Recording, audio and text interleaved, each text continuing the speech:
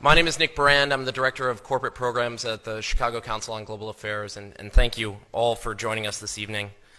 I'd like to take this opportunity to welcome George Friedman to the Chicago Council. I believe it's his first time here, so thank you so much for being with us.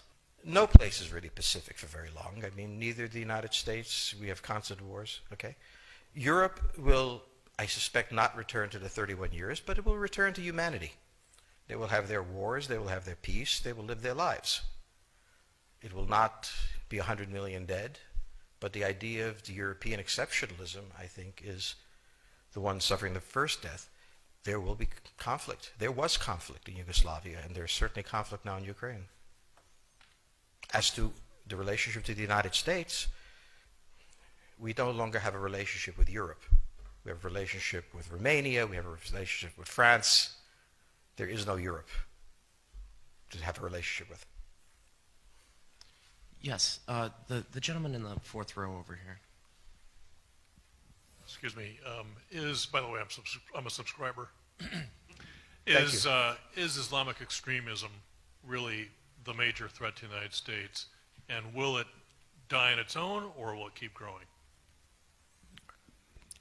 It is a problem to the United States. It is not an existential threat. It has to be dealt with, but it has to be dealt with proportionately. We have other foreign policy interests. So, the primordial interest of the United States, over which for a century we have fought wars, the First, Second Cold War, has been the relationship between Germany and Russia, because united they are the only force that could threaten us, and to make sure that that doesn't happen. If you're a Ukrainian, is essentially reach out to the only country that will help you, which is the United States. Last week, 10 days ago, General Hodges, Commander U.S. Army Europe, visited Ukraine. He announced that U.S. trainers would now officially be coming, not just unofficially coming. He actually pinned medals on Ukrainian fighters, which by protocol of the military is not the way. Foreigners don't get to pin on, medals, but he did, showing that this was his army. He then left and in the Baltics announced that the United States would be pre-positioning armor, artillery, and other equipment in the Baltics, Poland, Romania, and Bulgaria, which is a very interesting point. So the United States, and now yesterday the United States announced that it would be sending weapons. Tonight, of course, they denied it, but they are. The weapons will go. In all of this, the United States has acted outside the context of NATO. Because NATO has to have a 100% vote. Any one country can veto anything. And the Turks will veto it just for giggles. The point is that the United States is prepared to create a cordon sanitaire around Russia. Russia knows it. Russia believes that the United States intends to break the Russian Federation. I think that, as Peter Lorre put it, we don't want to kill you, we just want to hurt you a little bit. Either way, we are back in the old game. And if you go ask a Pole or a Hungarian or a Romanian, they live in a totally different universe from a German. And they live in a totally different universe from a Spaniard. So there is no commonality in Europe. But if I were a Ukrainian, I would do exactly what they're doing. Try to draw the Americans in. All right, next question, please. The United States has a fundamental interest. It controls all the oceans of the world. No power has ever done that. Because of that, we get to invade people and they don't get to invade us. It's a very nice thing. Maintaining control of the sea and control of space is the foundation of our power. The best way to defeat an enemy fleet is to not let it be built. The way the British managed to make certain that no European power could build a fleet was to make sure the Europeans were at each other's throats. The policy that I would recommend is the one that Ronald Reagan adopted toward Iran and Iraq.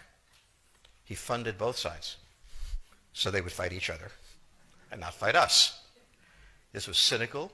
It was certainly not moral. It worked. And this is the point. The United States cannot occupy Eurasia. The moment the first boot sets the ground, the demographic differential is we are totally outnumbered. We can defeat an army. We cannot occupy Iraq. The idea that 130,000 men would occupy a country of 25 million, well, the ratio in New York of cops to citizens was greater than we had deployed in Iraq. So we don't have the ability to go across, but we do have the ability to, first, support various contending powers so they concentrate in themselves with political support, some economic support, military support, advisors, and in extremis, do what we did in Japan, in Vietnam, in Iraq, and in Afghanistan, spoiling attacks. The spoiling attack is not intended to defeat the enemy. It's intended to throw him off balance. What we did in each of these wars, in Afghanistan, for example, is we threw Al-Qaeda off balance. The problem we have, since we're young and stupid, is that having thrown them off balance, instead of saying, okay, job well done, let's go home, we said, well, that was easy. Why don't we build a democracy here? This was the moment of dementia that came in. The answer, therefore, is the United States cannot constantly be intervening throughout Eurasia. It must be selectively intervening and very rarely. That is the extreme moment. We cannot, as the first step, send American troops. And when we send American troops, we have to clearly understand what the mission is, limit it to that, and not develop all sorts of psychotic fantasies. So hopefully we've learned that this time. It takes a while for kids to learn lessons. But I think you're absolutely right. We cannot, as an empire, do that. Britain didn't occupy India.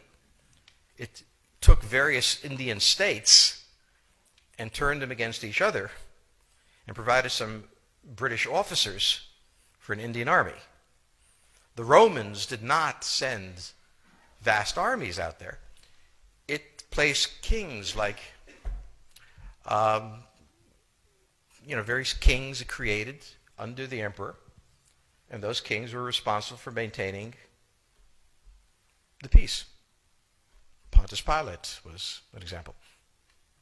So empires that are directly governed by the empire, like the Nazi Empire, fail.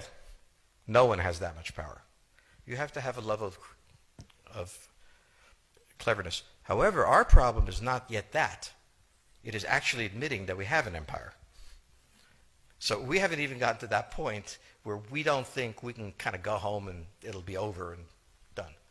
And so we're not even ready for chapter 3 of the book. Question on the table for the Russians is, will they retain a buffer zone that's at least neutral? Or will the West penetrate so far in the Ukraine that they're 70 miles away from Stalingrad and 300 miles away from Moscow? For Russia, the status of Ukraine is an existential threat. And the Russians cannot let go. For the United States, in the event that Russia holds onto the Ukraine, where will it stop? Therefore, it's not an accident that General Hodges, who's been appointed to be blamed for all of this, is talking about prepositioning troops in Romania, Bulgaria, Poland, and the Baltics.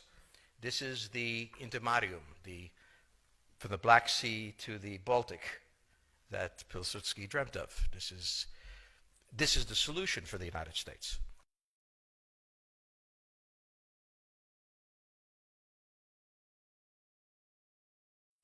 The issue to which we don't have the answer is, what will Germany do?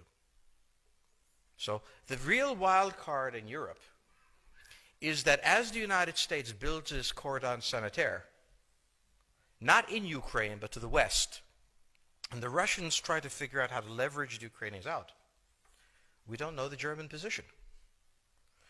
Germany is in a very peculiar position. Its former Chancellor Gerhard Schroeder is on the board of Gazprom.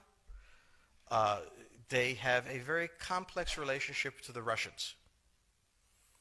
The Germans themselves don't know what to do.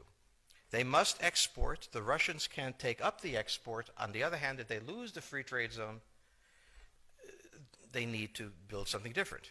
For the United States, the primordial fear is Russian capital, Russian technology, German technology and German capital, Russian natural resources, Russian manpower, as the only combination that has for centuries scared the hell out of the United States. So how does this play out? Well, the U.S. has already put its cards on the table. It is the line from the Baltics to the Black Sea.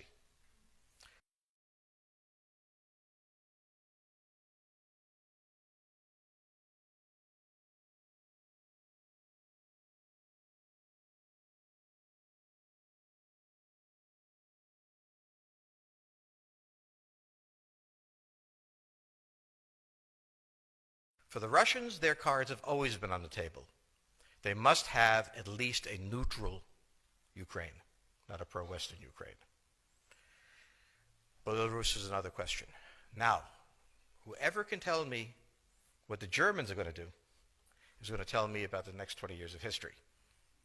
But unfortunately, the Germans haven't made up their mind. And this is the problem of Germany always. Enormously economically powerful, geopolitically very fragile, and never quite knowing how to reconcile the two. Ever since 1871, this has been the German question, the question of Europe. Think about the German question, because now it's coming up again. That's the next question that we have to address. And we don't know how to address it. We don't know what they're going to do. And unfortunately, that's all we have time for this evening.